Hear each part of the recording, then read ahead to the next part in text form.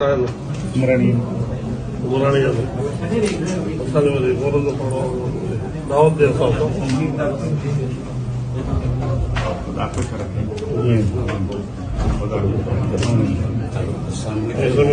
रसूल बख्श wise chancellor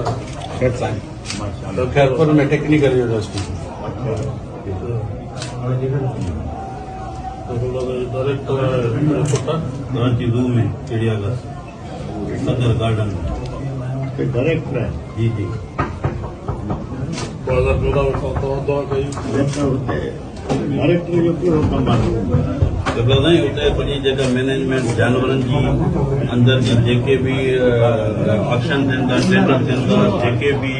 अंदर जो शयूं आहिनि गेट जेको आहे उहो ऑक्शन थींदो आहे पार्किंग आहे खाधे पीते जूं शयूं आहिनि उनजी रेवेन्यू ईंदी आहे जानवरनि जो खाधो हूंदो उनजा टेंडर थींदा एडमिनिस्ट्रेशन संस्था एडमिनिस्ट्रेशन जी जी जी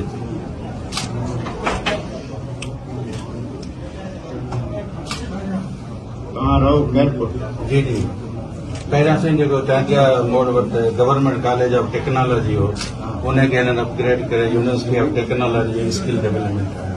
नई बिल्डिंग बि ठाहे पई ऐं पुराणी जेका कॉलेज जी बिल्डिंग हुई उन में हींअर यूनिवर्सिटी हलायां पियो 1.5 साल थियो